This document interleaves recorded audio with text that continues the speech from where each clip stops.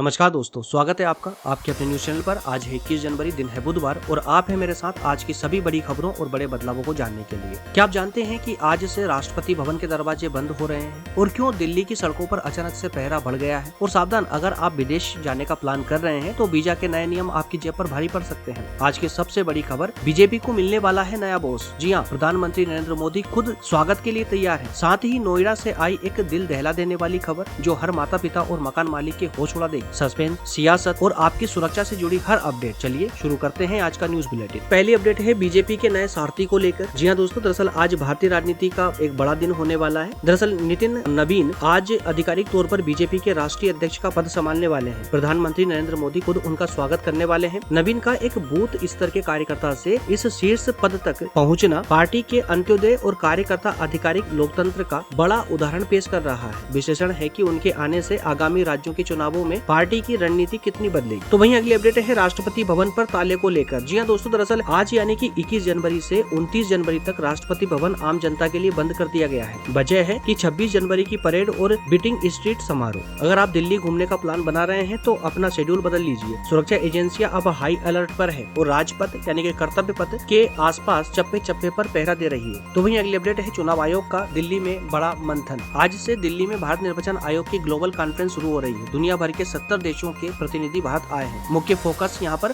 Special intensive revision यानी कि SIR यानी मतदाता सूचियों को एकदम सटीक बनाने पर रहेगा।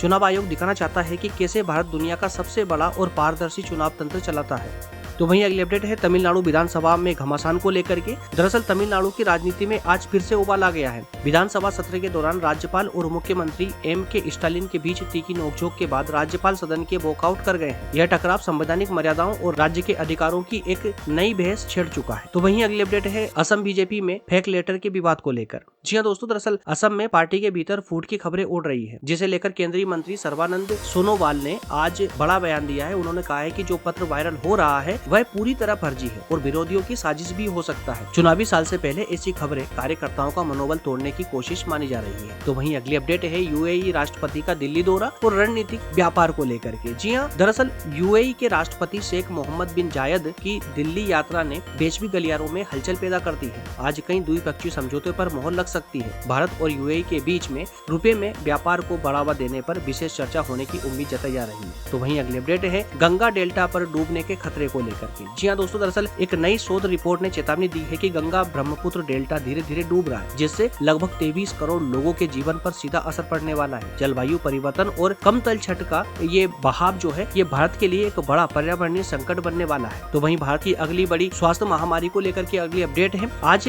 जारी एक हेल्थ रिपोर्ट के अनुसार भारत में मोटापा अब एक गंभीर राष्ट्रीय समस्या बन चुका है। खराब लाइफस्टाइल और प्रोसेस्ड फूड की वजह से युवा आबादी जो है डायबिटीज की चपेट में आ रही है। यह खबर हर भारतीय परिवार के लिए एक बैकअप कॉल है दोस्तों, है ना। तो वैसे दोस्तों, क्या आपको पता है दुनिया का सबसे सुरक्षित कमरा व्हाइट हाउस में नहीं बल्कि स्विट्जरलैंड के एक पुराने बंकर में है, जहां पर डेटा रखा जाता है ना। चलिए अब लौटते हैं वापस अपनी खबरों की ओर। दरअसल उत्तर प्रदेश से अगली अपडेट है, जहां पर डिप्टी CM ब्रजेश पाठक का बागपत दौरे को लेकर के अभी हाल ही में राजनीतिक गलियारों में बड़ी हलचल देखी गई है। दरअसल आज यूपी के डिप्टी CM ब्रजेश पाठक बागपत में पहुंचेंगे। दरअसल वे जिला अस्पताल का औपचारिक निरीक्षण कर सकते हैं और कलेक्ट्रेट में विकास कार्यों की समीक्षा करेंगे। प्रशासन पूरी तरह अलर्ट पर है। यूपी में स्वास्थ्य सेवाओं को लेकर सरकार अब जीरो टॉलरेंस मोड में आ चुकी है। तो वहीं अगली अपडेट है बिहार और यूपी के बोर्ड परीक्षाओं को लेकर के, जहां पर आज दरअसल 21 जनवरी से यूपी बोर्ड की प्रैक्टिकल परीक्षाएं शुरू हो रही है। वहीं बिहार और राजस्थान में भी परीक्षाओं की तैयारी अंतिम चरण में पहुंच चुकी है। छात्रों के लिए सलाह है कि वे आधिकारिक वेबसाइट पर नजर बनाए रखें, क्योंकि इस बार नकल रोकने के लिए AI कैमरों का इस्तेमाल होने वाला है। तो वहीं अगली अपडेट है मध्य प्रदेश में टाइगर सेंसस के रिजर्व को लेकर के, जहाँ पर मध्य प्रदेश के पन्ना और अन्य टाइगर रिजर्व में आज से बाघों की गणना का विशेष चरण शुरू हो चुका है। इसके लिए कुछ क्षेत्रों में पर्यटकों की एंट्री भी सीमित कर दी गई है। वन्यजीव प्रेमियों के लिए ये एक महत्वपूर्ण खबर हो सकती है। तो वही अगली अपडेट है राजस्थान में घने कोहरे और प्रदूषण की दोहरी मार को लेकर। जी हाँ, दरअसल आज सुबह जयपुर, बीकानेर और सीकर में विजिबिलिटी 50 मीटर से भी कम दर्ज की गई है। बीकानेर में एयर क्वालिटी इंडेक्स जो है दिल्ली की तरह गंभीर श्रेणी में पहुंच गया है। राजस्थान के लोगों के लिए आज गाड़ी चलाना और सांस लेना दोनों ही चुनौतीपूर्ण बन चुके हैं। दोस्तों अब बात करेंगे कुछ आर्थिक गलियारों से आ रही कुछ खास अपडेट की। दरअसल शेयर बाजार में 2026 की शुरुआत में निवेशकों के 20 लाख करोड़ रुपए सुहा हो चुके हैं। शेयर बाजार के लिए आज का दिन भारी उतार चढ़ाव वाला रहने वाला है। 2026 के शुरुआती 20 दिनों में ही निवेशकों के लगभग 20 लाख करोड़ रुपए डूब चुके हैं। एक्सपर्ट्स का कहना है कि यह एक हेल्दी करेक्शन हो सकता है, लेकिन नए निवेशक थोड़े संभल करके निवेश कीजिएगा। चलिए वही अगली अपडेट है रिलायंस के क्वार्टर 3 के नतीजों को लेकर के, जिसमें दोस्तों रिलायंस इंडस्ट्रीज ने अपने तीसरे तिमाही के नतीजे घोषित कर दिए हैं। डिजिटल और तेल कारोबारी में जबरदस्त ग्रोथ देखी जा रही है। इसके चलते कंपनी को 18,645 करोड़ रुपए का मुनाफा हुआ है। इसका असर आज रिलायंस के शेयरों पर दिखेगा, जो मार्केट की दिशा तय कर सकते हैं। तो वहीं अगली अपडेट है एचडीएफसी बैंक की शानदार बढ़त को लेकर के। दरअसल एचडीएफसी में एक बैंक ने भी उम्मीद से बेहतर नतीजे पेश किए हैं। बैंक का मुनाफा 18,000 करोड़ रुपए के पार चला गया है। बैंकिंग सेक्टर में मजबूती के संकेत हैं, जो बजट से पहले एक अच्छी खबर हो सकती है। तो वहीं अगली अपडेट है एसआईपी निवेशकों के लिए। जी दोस्तों, भले ही बाजार गिर रहा हो, लेकिन एसआईपी के आंकड़े बता रहे हैं कि 97% म्यूचुअल फंड स्कीमों ने निवेशकों को अच्छा रिटर्न दिया है। गिरावट में घबराने के बजाय बने रहने की में ही समझदारी है। तो दोस्तों, ये थी आज की 30 बड़ी खबरें। बताइएगा कमेंट करके कैसी लगी आपको। क्या आपको लगता है कि वीजा बॉन्ड का नियम जो है भारत पर भी लागू होना चाहिए? अपनी राय कमेंट में जरूर लिखिएगा, है ना। अगर आपको हमारा ये काम पसंद आ रहा है दोस्तों, तो आप हर रोज ऐसी ही वास्तविक ताजा खबरें भी चाहते हैं तो चैनल को सब्सक्राइब कर लीजिएगा। बेल आइकन को प्रेस करके ऑल पर सेट कर ले, ताकि हर दिन की हर ताजा खबरें आप तक पहुंचती रहे। कल फिर मिलेंगे इसी समय इसी चैनल पर। तब तक के लिए सुरक्षित रहे और देखते रहे प्रज्ञा न्यूज।